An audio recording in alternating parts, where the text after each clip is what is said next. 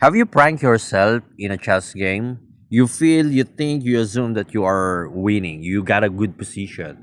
Turned out that everything is just an assumption. It's like you are pranking yourself. Same thing here with this puzzle.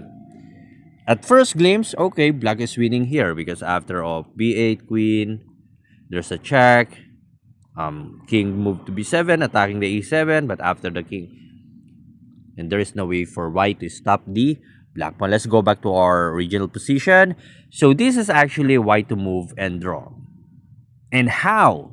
Let's go one by one. Most of the comments that I've received are king to c6, hoping for, of course, a chance to move away from the check. But after bishop e5, there is no check, but there is no way for you to promote this one because the bishop is waiting. Let's go and try to attack the pawn after the bishop b8.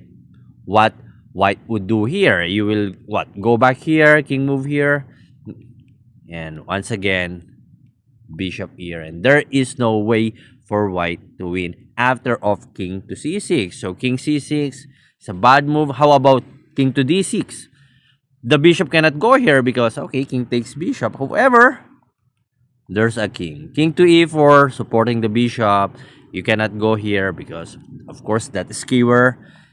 If you're gonna try to move here, same thing though. Bishop to e5, a loose game for white. So what is the best move of white here to force a draw? King to b8. Are you serious? Are you going to attack the pawn? But after of a5, where you gonna go? King to a7. This is a bad move because after bishop e5, you cannot stop and chase and capture this one. Of course, you cannot just go there because there's a bishop. Okay, let's go back again. So after king b8, a5, there is only one good square. Not going here because once again, bishop check here. King to c7. Now, two choices for black. a4 or bishop e5. What's the difference? Actually, there's none because whatever black would do here will lead to a draw game. How? Let's go first by moving a4. King c6, the idea is to get a queen. Bishop e5, now attack. Whatever black would do, moving away the bishop or supporting, there will be king c4 attacking this one. Of course, if you will try to, for example, put some boundary.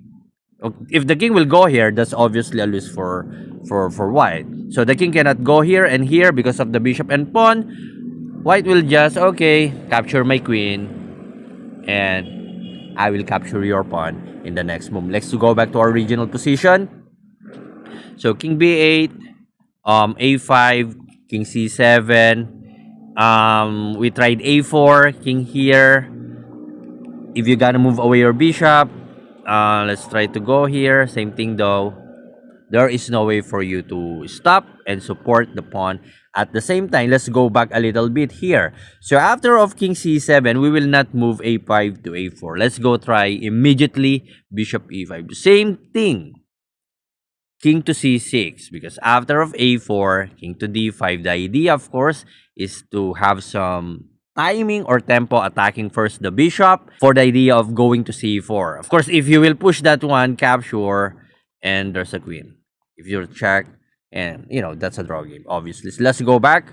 So king b8, a5, king to c7. If you're gonna go for a check, king c6.